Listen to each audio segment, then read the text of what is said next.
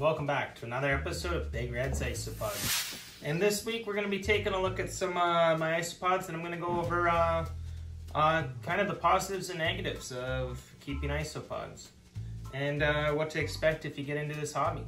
So before any further ado, let's get into it.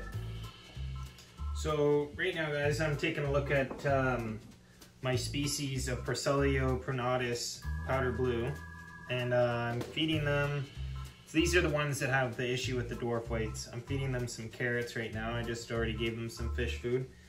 But whenever you're taking care of isopods, you always want to make sure that you're going to have some vegetables in the house. You don't always want to have fresh ones. It doesn't matter if you give them something that's a little bit older than what you'd be willing to eat, because these guys' job in nature is to take care of all the dead or dying fruits or vegetables and kind of break them down. Same with any bark you're going to have. They're going to break that down as well.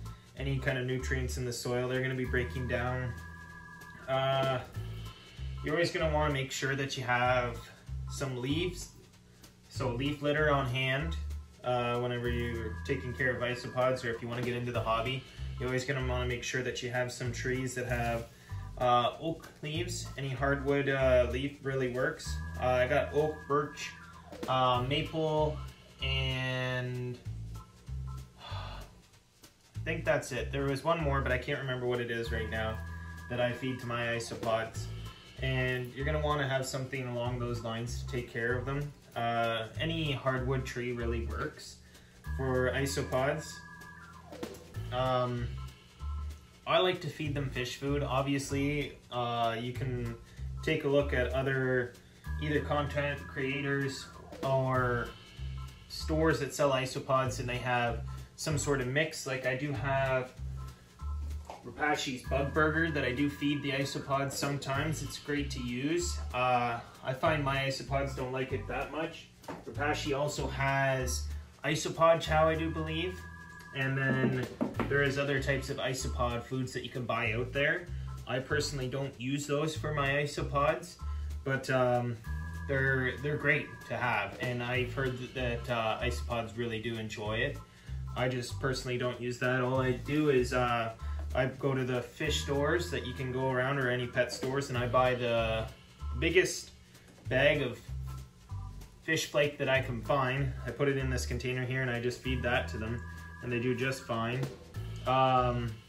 So you're gonna definitely want to have some food like that you can give them, just kind of some sort of nutrients for them. You're also gonna want to get yourself some sort of spray bottle or misting bottle. Now I started with just a hand pump one when I first got into isopods. Just it was easier when I had a couple containers, not as many as I do now, but I found that now that I have as many isopods I have, and as many containers as I have, that it's a lot easier when I actually have a spray container. It helps a lot. I only have to do either just this one container will be enough to do all my bins, or I might have to fill it up a second time, but other than that, for the most part, that's good. I also have some other vegetables that I try out every once in a while. I don't always feed them carrots. Pretty much anything. I got cucumber, and I'm gonna try some pineapple this time. You've seen me try other things in the past that have worked well. I mean, they ate the watermelon. They've eaten apples. Anything I've given them, they've eaten. It's kind of hard to tell, but you can kind of see they're already chewing on the carrots and whatnot that I've put in here. So they're just gonna eat pretty much anything you put in there, any type of vegetable or fruit. They're gonna go to town on. I also like to make sure that I give them some sort of calcium supplement, which in this case is a form of cuttle bone. You can also use eggshells that you have, if you have any eggs, chicken eggs or whatever other eggs you have, quail, pheasant, if you keep those, or if you know somebody who keeps those, then you can use those shells as well. They all are a great source of calcium. Even turkey eggs if you have turkeys or whatnot. I know my mom has turkeys, so yeah.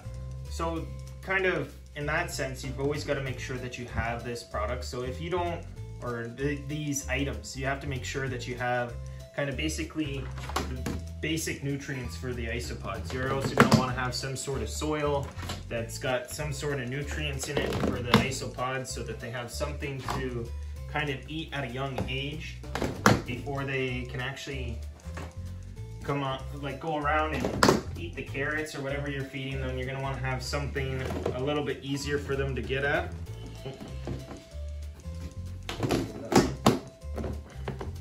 Because the younger isopods or the mankai are going to have a hard time getting to the food that you're putting in the bins for the adults. So you're going to want to have something easier for them to get at. You're also going to want to make sure that you're prepared for possible die-off in any type of setup that you buy. So not all isopods actually make it in nature, let alone in containers that you keep them in. Sometimes stuff happens where they just don't make it, and it is sad. It is unfortunate, but it's just how nature goes, right? So sometimes we are going out and we're spending quite a bit of money on these guys, and you just have to be prepared that sometimes things don't always go right. I guess that's the same with every animal, but when you have a cat or a dog or a reptile or amphibian, you can kind of take them to a doctor, where isopods, you can't take them to a doctor or a vet. If there's something wrong with them, you kind of got to figure it out yourself. You can't just go find somebody and kind of get your answers from them. You kind of got to work around it, try different things and see if that helps. Which sometimes it does, and sometimes it doesn't. Some other things is a kind of a positive is, compared to a lot of other animals, the containers that you buy for them, or the housing that you buy for them, is relatively cheap. These bins cost, I think, about $12 a piece, something like that. Where if you were having fish for fish tanks, you could probably find cheaper ones online, like Marketplace or Kijiji, if you want to go that route. Or if you go to the store, they are relatively expensive either way. So that's kind of positive in that manner, that the containers for these guys are relatively cheap. But if you're going to keep a lot of them, the price does go up, because then you're buying more and more containers. If you wanted to breed them or split their containers, it's going to cost more, right? I know I spent quite a bit of money on my isopods. I made quite a bit of money selling them as well, but at the same time, you always kind of try to care for your pets a little bit more than you're making money off of them. I don't know, maybe there's some animals out there where you're trying to make more money than you spend, but I think pretty much any animal, even if it's a cat or a dog, you're gonna end up spending a lot more money than you are gonna get back, and you gotta be prepared for that. I work a second job, or a job, as well as do this on the side, so I do make quite a bit of money doing what I do, and then I like to do this on the side kind of as a hobby, because isopods, you only can interact with them very minimal. They like small interactions, they don't like big interactions like dogs or cats do. I only interact with these guys once a week, which is kind of nice for me because I am busy during most of the week, where I do work a lot of hours where I work. So in that manner, if they wanted something to interact with, these are definitely not something that you can interact with a lot. So that's a negative in that aspect. The fact that you can't hold them, well, you can hold them in small quantities. Like I could easily pick up an isopod here and hold it in my hand, and since it's a dairy cow here, he's gonna be completely fine with it. But if it was one of the Spanish species, I wouldn't really be willing to pick them up as quickly as I did there, due to the size of them and the speed. They are very skittish, very large isopods. Not really something I feel comfortable doing like I do with the dairy cows, or the Prunatus or a Scaber type isopod, where they're a little bit smaller. They're quick, but they're not really that quick, and they're very calm. Another thing is, there's a lot of small isopods that you can't pick up. Or if you did pick them up, like the powder whites, or I mean the dwarf whites, I should say, they actually play dead, and they're actually very fragile in that aspect. I think dwarf whites are probably one of the most fragile isopods, where you could just kind of almost completely squish them because of their small size. I guess one of the other negatives about isopods would probably be some of the price ranges for these guys. I know I already kind of touched on it, but there are some that are like really, really pricey, and they look really cool, but maybe you don't have the money to take care of them. Another thing is that they're really hard to find a place to keep. Like if I was ever to need to move, just for any reason, and I couldn't take the isopods with me, it's gonna be a lot easier to, like, let's say if somebody has a cat, to rehouse a cat or a dog. You're gonna, not always is the case, but it's a lot more likely that somebody's going to be willing to take care of a dog for you or a cat for you compared to hundreds of isopods. It's really hard to kind of ask somebody to take on something like that, but not only that, it's hard to find people that are willing to take on something like that or would ever even want to. Isopods aren't everybody's things. Bugs aren't everybody's things. They just happen to be my thing. And sure, some of you out there watching this video would agree that isopods are pretty cool, but not everybody thinks so. Trying to think if there's any other positives or negatives I can think of.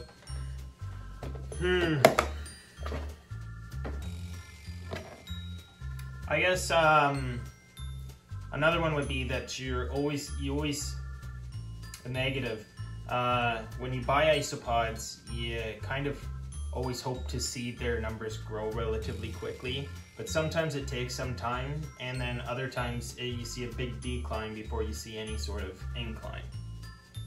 Another thing you gotta be careful about when you're taking care of isopods or you're keeping isopods is it's not really something that a collector wants to do. Myself, I kind of went into the isopod kind of hobby thinking that I was going to try to collect a bunch of isopods, different species that were popular, and the more I get, the more I find different species that I don't have that are very popular. So it's kind of a never-ending battle in that sense, that you always want the coolest isopods out there. You always want to buy the coolest isopods out there, but that list just keeps on growing. There's so many different breeders out there that are creating new morphs all the time. Not only that, they're just accidentally happening on their own. I've had a couple in last week's video, I do believe I put up. There was a couple actually morphs that I seen in there that I don't specifically know of that anybody else has found. I'm sure somebody else has, but I don't specifically know of them. So like, it happens all the time, you don't even have to try. So that's really neat in that aspect, but it also sucks because if you want to try to collect them all, then you just can't. It's not Pokemon. There's not a limited list or a defined number. There's just new every day, and they just keep on finding different cool ones out there. So that is kind of a double-edged sword in that fact, because yes, there's always newer, cooler isopods out there. There's so many different kinds that you can get. You don't have to get the plain Jane ones that you see in your background. You don't have to get the dairy cows or the milkbacks that everybody has. You don't have to get these guys. This is milkback here. You can get all those neat guys that nobody has. You can get an isopod that nobody has. Might cost you extra, might. Usually they do cost a bit extra. There's some really cool ones out there. I'm not willing to spend money on them yet. And I'm sure I'd get in trouble if I ever spent that kind of money on them, but yeah, in that aspect, it's really neat. So that's basically all I'm going to talk about today, guys. I don't want to drone on too long. I know I already have said quite a bit about him, but yeah, I got a lot more bins to go through, so I'm gonna get doing that. But don't forget to like, comment, and subscribe, guys, and hopefully we'll either see you guys next week or you'll get yourself some isopods. All right, see you guys. Bye.